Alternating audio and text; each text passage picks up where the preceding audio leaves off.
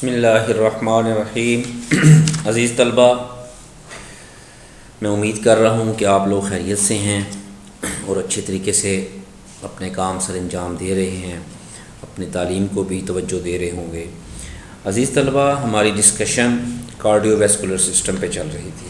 Cardiovascular system में हमने सबसे पहले हाइपरटेंशन पे बात की। हाइपरटेंशन की कंप्लीशन के बाद हमने अपनी डिस्कशन का रुख एंजाइना पेक्टोरस की तरफ कर दिया।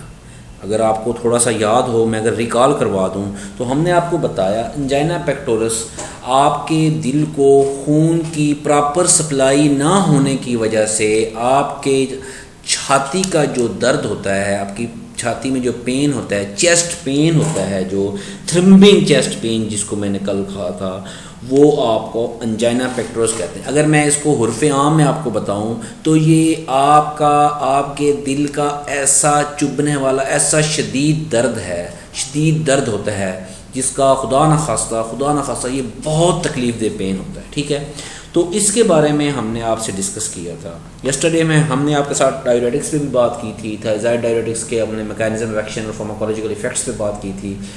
इसी की कंटिन्यूशन में हमने आपके साथ अपनी बात को कंप्लीट किया था अपनी एंजाइना पेक्टोरस और एंजाइना पेक्टोरस की क्लासिफिकेशन पे। आज हमारे पास एंजाइना पेक्टोरस की जो मेन क्लासिफिकेशन हमने की थी, जिसमें हमने नाइट्राइट्स और नाइट्रेट्स की बात की थी, हम उस पर अपनी डिस्कशन को मूव करते हैं। बेसिकली नाइट्राइट्स एंड नाइट्रेट्स क्या चीज़ हैं, हम उसके बारे में बताने के बाद आगे मूव करेंगे। Nitrates and nitrites such as potassium nitrate and sodium nitrite are naturally occurring chemical compounds which contain nitrogen and oxygen। ये क्या है? नेचुरली कुदरती तौर पर occurring chemical compounds हैं जो नाइट्रोजन एंड ऑक्सीजन कंटेन करते हैं। In nitrates the nitrogen is bounded with 3 oxygen atoms। Nitrates में क्या होता है? The nitrogen is bound with 3 oxygen atoms, while in nitrites the nitrogen is bound with 2 oxygen atoms। देखें, ये chemistry की बातें हैं, हमारे लेवल की चीज़ें नहीं, लेकिन जस्ट आपको इसका एक रिकॉल है कि नाइट्रेट्स में नाइट्रोजन के साथ 3 ऑक्सीजन लगी होती हैं, नाइट्राइट्स में 2 लगी होती हैं। अभी हम आगे जाके एक स्लाइड में इनको डिफ्रेंशिएट भी करेंगे, इनके इफेक्ट्स भी डिफरेंट, ऑक्सीजन मालिक्यूल के कम या ज़्यादा होने से इनके इफेक्ट में भी फ़र्क आएगा, उस पर भी हम बात करेंगे। इसमें मैकेनिज्म ऑफ एक्शन में जब हम बात करते हैं, नाइट्रेट्स डिक्रीज क्रोनरी वेसोकंस्ट्रिक्शन और spasm and increase perfusion of the myocardium by relaxation coronary artery. देखें, हमने बात की थी ना कल, अगर आपको याद हो, कि नैरोइंग ऑफ क्रोनरी आर्टरी। तो अगर हम नाइट्राइट्स और नाइट्रेट्स यूज़ कर रहे हैं, उनका क्या काम होगा? रिलैक्सेशन करेंगे ना आपकी क्रोनरी आर्टरी को। क्रोनरी आर्टरी की रिलैक्सेशन के लिए आपका ये केमिकल यूज़ हो रहा। ठीक है, जब आप एक नाइट्रेट एडमिनिस्टर कर रहे हैं, उसमें आपका nitrites, nitrite oxide, nitric oxide और साइक्लिक ग्वाडीन मोनोफॉस्फेट का लेवल बढ़ता जाएगा। ठीक है, डाइफेनोलाइजेशन हो जाएगी। ठीक है, मैं जो आपको वेस्कुलर स्मूथ मसल की रिलैक्सेशन की तरफ ले। इफेक्ट ऑफ नाइट्रेट्स जो और नाइट्राइट्स जो है स्मूथ मसल पे, वो साइक्लिक ग्वानोसिन 3,5 मोनोफॉस्फेट को इंक्रीज कर देता है। ठीक है, जिसकी वजह से आपके जो वेस्कुलर स्मूथ मसल्स हैं वो रिलैक्स हो जाते हैं। Organic nitrates such as nitroglycerin, which is also known as glyceryl nitrate, are thought to relax vascular smooth muscles by their intracellular conversion to nitrite ions and then to nitric oxide। आप देख रहे हैं कि आपकी slide आपको बता रही है कि आप नाइट्रेट दे रहे हैं, वो नाइट्राइट आयन में तब्दील हो रहे हैं, देन वो नाइट्रिक ऑक्साइड में जो एक्टिवेट कर देते हैं आपके ग्वानोलाइट साइक्लेज, आपका मोनोफॉस्फेट, जिसको हमने साइक्लिक जीएमपी का नाम दिया है। ठीक है, साइक्लिक किसका नाम दिया? साइक्लिक जीएमपी का, ग्वानोसिन मोनोफॉस्फेट, उसको एक्टिवेट कर दिया है और इंक्रीज करता है साइक्लिक गोनोसिन मोनोफॉस्फेट। ठीक है, आपका गोनोलाइट साइक्लेज जब एक्टिव हुआ, उसने आपके साइक्लिक गोनोसिन मोनोफॉस्फेट को एक्टिवेट कर दिया, जिसकी वजह से आपके साइक्लिक गोनोसिन मोनोफॉस्फेट का लेवल बढ़ गया है। अल्टीमेटली जो आपको dephosphorylation of the myosin light chain resulting in the vascular smooth muscle relaxation. देखें, आपका हो रहा है नैरो, आपने करना है रिलैक्सेशन ऑफ स्मूथ मसल आपने करनी है ना, ठीक है। तो आपको रिलैक्सेशन ऑफ स्मूथ मसल करने के लिए आप जब अपनी बॉडी में नाइट्रेट जो हैं वो एडमिनिस्टर करते हैं तो वो नाइट्रेट आयन में नाइट्राइड आयन में तब्दील होते हैं। नाइट्राइड आयन से नाइट्रिक ऑक्साइड में, नाइट्रिक ऑक्साइड से वो आपके गोनालाइट साइक्लेज को एक्टिवेट करते हैं, जिसकी वजह से गोनोसिन मोनोफॉस्फेट का लेवल बढ़ जाता है। उनके बढ़ने की वजह से आपके वेस्कुलर स्मूथ मसल रिलैक्स हो जाते हैं, जो कि पहले नैरो हो चुके थे। आपके नोट्सों के हवाले से अगर मैं इसको देखूँ, देखें फिर वही बातें, पहले मैंने आपको इस चीज़ को क्लियर किया था, ये मैंने आपको एक कंसेप्ट समझा दिया, आपको इसका नाइट्रेट का तरीकाकार समझा दिया, वो करते क्या हैं, ठीक है। अगर आप वही बात करें कि हमने अपने उसको देखना है तो कोई बात नहीं, ये आपको कंसेप्ट मिल गया कि नाइट्रेट किस तरह से इफेक्ट कर रहे हैं। बाकी ये ड्रग्स जो होती हैं एंजाइना के लिए यूज़ हो रही हैं और इफेक्टिव हैं all type of angina. Nitrate क्या करते हैं, डिक्रीज करते हैं क्रोनो वेजोकंस्ट्रिक्शन। देखें नाइट्रेट्स डिक्रीज क्रोनो वेजोकंस्ट्रिक्शन, उस चीज़ को आपने जो ये लाइन है उसको ये जो स्लाइड है आपको एलेबोरेट कर रही है कि किस तरह से डिक्रीज करती है वेजो कंस्ट्रिक्शन को, वेसल्स की जो कंस्ट्रिक्शन हो रही है उसको। Organic nitrides such as nitroglycerin is first converted into nitride in then nitric oxide. This nitric oxide in then activate guanylate cyclase enzyme which increase cyclic GMP which relax vascular smooth muscle। देखें वही same बातें हैं जो slide आपको बता रही है आपके बिल्कुल नोट्सों के हवाले से, ठीक है।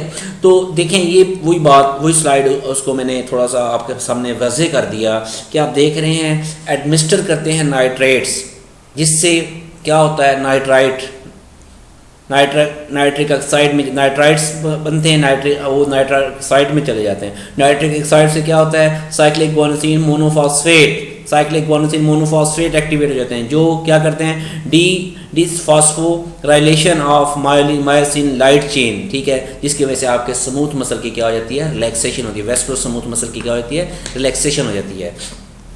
इसकी अगर हम बात करें कि इसकी थेराप्यूटिक यूजेस पे अगर हम बात करें कि ये क्या थेराप्यूटिक यूजेस क्या हैं किस चीज़ के, आपके नाइट्रेट्स के, तो बेसिकली वही बात हो रही है कि ट्रीटमेंट और prevention of the acute attacks.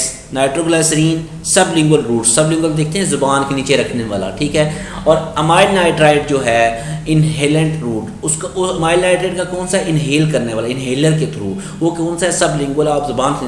Pen is relieved, protection last 30 to 40 minutes तक, ठीक है। तो क्रोनिक प्रोफाइलैक्सिस जो है उसमें नाइट्रोग्लिसरीन ओरली और ट्रांसडर्मल एडमिनिस्टर की जाती है, और जो अदर नाइट्रेट्स हैं वो ओरली दिए जाते हैं। अटैक्स आर रिड्यूस और एलिमिनेटेड, उसमें अटैक्स जो होते हैं रिड्यूस हो जाते हैं, कम हो जाते हैं, ये प्रॉपरली एलिमिनेट हो जाते हैं। वही मैकेनिज्म में जब हम बात करते हैं एक्सर्शनल एंजाइना में जो है डिक्रीज करते हैं मायोकार्डियल ऑक्सीजन डिमांड, क्या डिक्रीज करती है, मायोकार्डियल ऑक्सीजन डिमांड, और वेरिएंट एंजाइना में इंक्रीज करती है myocardial oxygen supply. They are not the treatment of choice, ये ट्रीटमेंट नहीं है बेसिकली, ठीक है।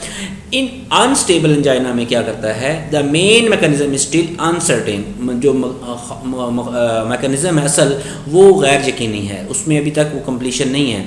डिक्रीज मायोकार्डियल ऑक्सीजन डिमांड और इंक्रीज करता है myocardial oxygen supply, and then decrease platelet aggregation, all might contribute to the therapeutic efficacy. तो ये किस तरह से ये पूरा अपना फिनोमिना परफॉर्म कर रहा है कि आपके पास 3 क्लासेस थी आपके एंजाइना की, तीनों में आपको आपकी नाइट्राइड्स के हवाले से उनकी ट्रीटमेंट बताई जा रही है कि एंजाइना पेक्टोरस में किस तरह से इसकी ट्रीट आ रही है। एक्यूट में भी बता दी, क्रोनिक में भी बता दी, और 1 by 1 की क्लासिफिकेशन के हवाले से भी आपको बता दिया। हाई डोज देखें, फिर आप कहेंगे सर ये चीज़ स्लाइड में है, नोट्सों में नहीं है, आपको बता दी है, आपके फ़ायदे की, आपके कंसेप्ट की चीज़ है, ठीक है। मेन आपका सिलेबस आपके नोट्स हैं, ठीक है, आपको एक्स्ट्रा एक इन्फॉर्मेशन शेयर की गई ताकि आपके कंसेप्ट उस चीज़ के बारे में क्लियर हो। हाई डोज में cause undesirable effect due to reflex tachycardia या reflex increase in cardiac contractility, इसकी वजह से क्या होता है, अनडिजायरेबल इफेक्ट आपके पास आ सकते हैं, ठीक है। तो अगर फार्माकोलॉजिकल इफेक्ट पे बात करें, फार्माकोलॉजिकल एक्शन पे बात करें, तो लो डोज जो है प्रोफेशनली वेनोडाइलेशन मोर देन आर्टरीज करती है, ठीक है, जिससे आप कार्डियक वर्कलोड आपका कम आ जाता है और ऑक्सीजन की डिमांड भी कम हो जाती है, और जिसमें आपका pre load of the heart जो है डिक्रीज़ हो जाता है। अगर हम हाई डोज देते हैं तो उसका आपका क्या होता है जी, आर्टीरियोलर रेजिस्टेंस जो कम हो जाती है जिस आफ्टर लोड के बाद। जबकि डायलेशन ऑफ कोरोनरी आर्टरीज में जब हम बात करते हैं तो इसमें आपका जो कोरोनरी ब्लड फ्लो है वो क्या हो जाता है, इंक्रीज हो जाता है। क्या करता है, कोरोनरी ब्लड फ्लो क्या होता है, इंक्रीज हो जाता है। अगर हम बात करें इसमें कि रिलीफ ऑफ एंजाइना और रिलीफ ऑफ हाइपरटेंशन की बात करें, vasodilation of both arteries and veins, तो वेसल जो है उसमें की डायलेशन हो रही है आपकी। तो अगर हम इसकी फार्माकोकाइनेटिक्स पे बात करते हैं तो time of onset varies from 1 minute for nitroglycerin to more than 1 hour for isosorbide mononitrates. First pass metabolism of nitroglycerin in liver isosorbide mononitrates has improved bioavailability and long duration of action. ठीक है, वही आपकी slide में इस चीज़ को elaborate कर दिया गया है कि आपका अब्जॉर्प्शन जो है, जो बायोअवेलेबिलिटी है, वो ओरली जो हम उसको कर रहे हैं उसकी जनरली लो है। ओरली क्या है, लो है, बट आइसोसॉर्बाइड मोनोनाइट्रेट जो हैं वो क्या है, लेस देन 95%। सब लिंगुअली क्या है, 10 to 60% बायोअवेलेबिलिटी। बायोअवेलेबिलिटी क्या होती है, availability of medicine to the actual user. ठीक है, ट्रांसडर्मल जब हम बात करते हैं तो 50 to 90% जो है आपकी बायोअवेलेबिलिटी है। और हम इसमें डिस्ट्रीब्यूशन पे जब बात करते हैं, in all body tissues including brain, क्या है इसकी डिस्ट्रीब्यूशन, किस में हम डिस्ट्रीब्यूट कर सकते हैं, ऑल बॉडी टिश्यूज़ में इंक्लूडिंग ब्रेन में। ठीक है, अगर हम इसकी बायो ट्रांसफॉर्मेशन पे बात करते हैं तो मोर देन 99% जो है mainly in liver by high capacity nitrate reductase. ठीक है, बायो ट्रांसफॉर्मेशन जो हो रही है। अगर हम इसकी हाफ लाइफ पे बात करते हैं, हाफ लाइफ इसकी वेरिएबल है। सब लिंगुअल नाइट्रोग्लिसरीन में 2 to 3 मिनट है, कितनी है 2, और ओरल आइसोसॉर्बाइड मोनोनाइट्रेट में 4 to 5 आवर्स इसकी हाफ लाइफ इसको कंसिडर की गई है। तो अगर हम लास्ट में इसको वो कर देते हैं नाइट्रेट और नाइट्राइट, जैसे मैं आपको स्टार्ट में बताया कि ऑक्सीजन के डिफरेंस है, तो उसमें अगर हम एलेबोरेट करते हैं तो nitrate is an inorganic poly atomic ion carrying a change of 1 made of 1 nitrogen atom and 3 oxygen atom। वही बात जो मैंने स्टार्ट की है, जबकि आपके नाइट्राइट में 2 ऑक्सीजन एटम्स हैं। ठीक है, the oxidation number of nitrogen in nitrate is 5, जबकि ऑक्सीडेशन नंबर क्या है, 3 है आपके नाइट्राइट में। Nitrate have a trigonal planar geometry, और वो क्या है, मॉलिक्यूलर ज्योमेट्री। वो क्या है, मॉलिक्यूलर ज्योमेट्री है इसमें, ट्राइगोनल प्लेनर ज्योमेट्री नहीं है उसमें। जो नाइट्रेट्स हैं, nitric acid which is a strong acid, nitrates क्या बनाते हैं, नाइट्रिक एसिड, जबकि वो क्या बताते हैं, नाइट्रस एसिड। नाइट्रस एसिड और नाइट्रिक एसिड में फ़र्क है, तो आपने देखा है कि वो नाइट्रिक एसिड बनाते हैं और वो क्या बनाते हैं, नाइट्रस एसिड। तो इसी तरह nitrates can be reduce to form nitrites, जबकि nitrites can be oxidize to form nitrates. तो आप देख रहे हैं नाइट्राइट्स जो हैं can be oxidize to form nitrates, जबकि nitrates can be reduce to form nitrites. ठीक है, तो ये इनका डिफ्रेंशिएशन है, इसका आपको कंसेप्ट होना चाहिए, आपको पता होना चाहिए कौन सी चीज़ किस में किस तरह से डिवाइड हो रही है और किस तरह से इनका स्कीम एलेबोरेट हो रहा है। तो अगर हम इसको देखते हैं इसके एडवर्स इफेक्ट्स के हवाले से, तो इसमें basically adverse effect central nervous system पे इसका आ रहा है। थ्रम्बिंग हेडेक हो रहा है, जिसकी वजह से वीकनेस हो जाती है, आपको चुभने वाला पेन होता है, सर में दर्द होता है, और उसमें मेनली आपको क्या होता है, आप जिसमें पेन का फिनोमेना आपको फील हो रहा होता है। लेकिन अगर हम इसको ज़रा थॉरली देखें, उसमें बेसिकली थ्रम्बिंग हेडेक आ रहा है, ठीक है, उसके बाद डिजीनेस आ रही है, वर्टिगो आपके पास इसमें कंसिडर किया जा रहा है। ठीक है, तो उसमें आप देख सकते हैं कि किस तरह से आपका cardiovascular system flushing of the face common with rapid acting preparation likely due to the local production of prostaglandins. Palpitation हो रही है हाई डोजेज में, पोस्टरल हाइपोटेंशन हो रहा है। ठीक है, और अदर सिम्टम्स हम देख सकते हैं कि किस तरह से हमारे पास आप इसको इसमें देख सकते हैं कि स्किन रैशेस आपके पास आ रहे हैं, और आपके पास मेथोमोग्लोबिनिया आपके पास आ रहा है, जो टॉक्सिक डोजेज है नाइट्राइट्स की। और आपके पास विड्राल में जब हम बात करते हैं तो इसमें आप देख सकते हैं कि किस तरह से आपका विड्राल में ड्रग अब्यूज़ आपके पास आ रहा है, अमाइल नाइट्रेट। तो ये इसके सिम्टम्स हैं। तो अगर हम इसकी यूज़ जैसे हम बात की एंजाइना पेक्टोरस की ऑल टाइप्स को ये बेसिकली ये देख रहा है। आपकी नाइट्राइट्स जो हैं। तो बेसिकली अगर हम इसकी उस पर बात करते हैं डोसेज पे, तो नाइट्रोग्लाइसरीन जो है 0.15 टू 12 mg, 0.15 से 1 to 2 mg इसमें हम इसको मेनली देख रहे होते हैं कितना इसमें हम कर रहे हैं। और आइसोसार्बाइड नाइट्रेट की अगर हम डोज पे बात करते हैं तो वो 10 to 60 मिलीग्राम जो है उसकी डोज आप उसको कंसिडर कर रहे हैं, 10 to 60 मिलीग्राम। और अगर हम इस पे बात करते हैं, ये हमारी सारी डिस्कशन थी नाइट्राइट्स और नाइट्रेट्स की, किस तरह से नाइट्राइट्स और नाइट्रेट्स वर्किंग कर रहे हैं और किस तरह से वो अपनी डोज को एडजस्ट कर रहे हैं।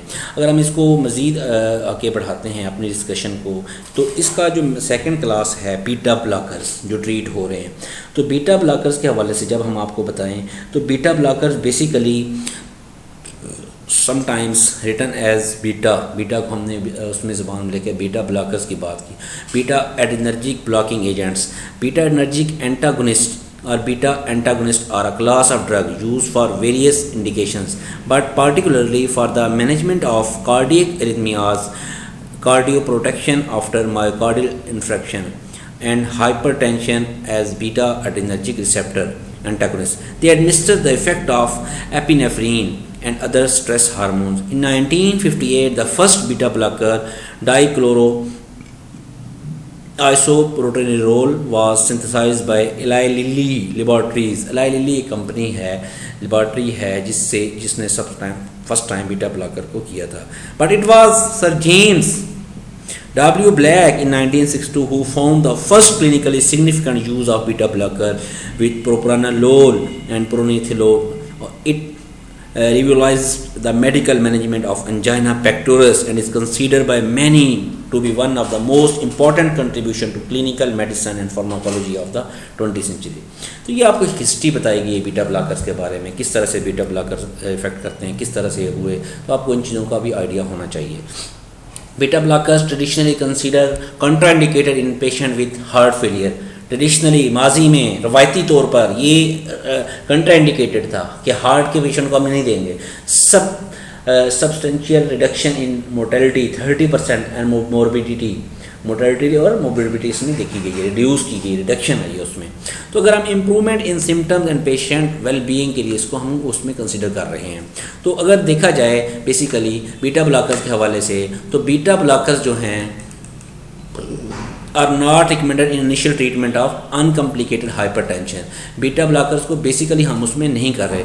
Beta blockers had a reduce ability to protect against stroke through being equally effective for protection from coronary events and mortality। ठीक है, तो आप देख रहे हैं बीटा ब्लॉकर्स क्या है, वो रिड्यूस एबिलिटी है to protect. Administration of beta blocker is beneficial in patient with angina pectoris, heart failure and recent myocardial infection. तो ये बीटा ब्लॉकर्स की कुछ ये हिस्ट्री थी, बीटा ब्लॉकर्स के बारे में कुछ था कि किस तरह से बीटा ब्लॉकर्स इसमें आपका किरदार अदा कर रहे हैं, किस तरह से ये वर्किंग कर रहे हैं। तो अगर बीटा ब्लॉकर्स को हम क्लासीफाई करते हैं बीटा ब्लॉकर फर्स्ट, सेकंड और थर्ड जनरेशन में, तो फर्स्ट जनरेशन बीटा ब्लॉकर्स जो हैं वो उसमें फर्स्ट जनरेशन में नॉन सेलेक्टिव और सेकंड जनरेशन में बीटा 1 सेलेक्टिव और आपके थर्ड जनरेशन में non selective beta 1 selective and additional properties इसमें कंसिडर की जा रही हैं। क्लासिफिकेशन के हवाले से आपके सामने ये चार्ट बना हुआ है और आपके नोट्सों के हवाले से भी इसमें थोड़ी सी आपको अल्फाज की हेर फेर है, लेकिन आप बेसिकली आप नोट जो करेंगे वो अपने नोट्सों को ही फॉलो करेंगे। Drugs which block beta 1 plus beta 2 receptor और नॉन कार्डियो सेलेक्टिव, प्रोप्रानोलोल उसमें आ रही है और पिंडोलोल आ रही है, सोटालोल आ रही है, नोडोलोल आ रही है। ठीक है, कार्डियो सेलेक्टर में आपके पास मेटोप्रोलोल, ठीक है, अटीनोलोल और बिसोप्रोलोल इसमें कंसिडर की जा रही है। जबकि जो ड्रग्स हैं जो एक्ट करती हैं बीटा 2 रिसेप्टर पे, उसमें आपके पास सिलीप्रोलोल आपका जो मेन साल्ट है, और वो ड्रग्स जो अल्फा बीटा रिसेप्टर पे आ रही हैं वो आपकी कौन सी है, लेबिटालोल है। कौन सी है, लेबिटालोल उसमें मेनली कंसिडर की जा रही है। तो ड्रग्स को 4 हिस्सों में क्लासीफाइड कर दिया गया है जो ब्लॉक करती हैं beta 1 and beta 2 non cardio selective, secondly cardio selective, और थर्ड वन कौन सी जो बीटा 2 पे करती हैं, और फोर्थ वन कौन सी अल्फा बीटा रिसेप्टर पे जो कर रही हैं। अगर इसको थोड़ा सा समराइज़ करके, थोड़ा सा स्क्वीज़ करके ही इसमें देखा जाए तो नॉन सेलेक्टिव बीटा ब्लॉकर्स जिसको कहा गया है वो प्रोप्रानोलोल है, जिसमें आपके पास नेडोलोल है, टिमोलोल है, पिंडोलोल है। ठीक है, और आपके पास सेलेक्टिव बीटा ब्लॉकर्स में जब हम बात करते हैं तो उसमें आपके पास एस्मोलोल है, ठीक है, एटिनोलोल है, मेटोप्रोलोल है, ठीक है, एसीब्यूटोलोल है, और आपके पास पार्शियल एगोनिस्ट में एसीब्यूटोलोल, ठीक है, और वेजो आपके पास जो डायलेटरी में आपके पास नेबिविलोल इसमें कंसिडर की जा रही है। जबकि सिलेक्टिव बीटा ब्लॉकर्स में हमारे पास लेबिटालोल और कार्विडिलोल जो है सिलेक्टिवली इसको कंसिडर किया जा रहा है। तो ये आपकी ये इसमें मेनली क्लासिफिकेशन थी। अगर ये थोड़ी सी मैंने एक वो जिसे कहें कि आपकी हेल्प के लिए एक स्लाइड बनाई है, उसमें आप देख सकते हैं कि लिखा है how to remember beta blockers classification in 5 minutes, किस तरह से हम उसको रिमाइंड कर सकते हैं। तो जिनको कार्डियो सिलेक्टिव कहा गया है, आप acting mainly on beta 1 receptor in heart, तो देखें उसमें हमने उनको कुछ वर्डों के साथ किया है। न्यू एक्सक्लूसिव, उसको अगर आप एक स्टेटमेंट बनाएं, new exclusive beta blockers are acting mainly cardio selective, तो उसमें देख रहे हैं new nebivolol, exclusive esmolol, beta bisoprolol, blocker betaxolol, ठीक है, और are acebutolol, acting atenolol, mainly metoprolol. तो आप अगर ये स्टेटमेंट याद रखेंगे तो आपको ये शॉर्ट याद हो जाएंगे। आप देख रहे हैं with partial agonist sympathomimetic activity contain partial agonist like property, तो उसमें आप देख सकते हैं कंटेन से क्या मुराद है, और आप देख सकते हैं पी से क्या मुराद है, ए से, एल से और पी से, आपको ये पूरा वर्ड इंडिकेट कर रहा है। Third one with membrane stabilising local anaesthetic activity, तो आप देखें process like anaesthetic membrane stabilising property, जिस चीज़ के रिलेटेड है उसके बारे में ही आप उस स्टेटमेंट लिखी गई है। तो उसमें आप देख सकते हैं प्रोप्रानोलोल, लेबिटालोल, एसीब्यूटालोल, मेटोप्रोलोल और पेंडोलोल इसमें किस तरह से कंसिडर किए गए हैं। तो ये सारी डिस्कशन आपके बीटा ब्लॉकर्स की, आपके इसका क्या नाम है, आपके जो हमने एंजाइना पेक्टोरस की नाइट्राइट्स और नाइट्रेट्स की, ये सारी डिस्कशन का जो मंबा था वो आपको ये एंजाइना पेक्टोरस की ट्रीटमेंट था। तो हम इंशाल्लाह कल पेनोलोल के बारे में आपसे डिस्कशन करेंगे। आप लोग इसको राइट डाउन करें, आप इसको नोट करें और इसको आप नोट करके इसको कम्प्लीटली सुन के आप मेरे साथ शेयर करें। तो आप लोग, मैं इंशाल्लाह आप लोगों को जो आपका सरप्राइज़ टेस्ट है, मैं अपने आपके टीचर से कंसल्ट करके आपको नई डेट आपके साथ शेयर कर देता हूं कि किस डेट को आपका, किस टाइम पे आपका टेस्ट होगा, ताकि कल का जो हमारा टेस्ट था उसमें क्लैश आ गया था मैम के साथ, इसलिए हमने उसको पोस्टपोन कर दिया था। हम एक नया टेस्ट आपके साथ उसकी डेट अनाउंस कर देते हैं, ठीक है। गुड लक, अल्लाह ताला आपको कामयाब करे।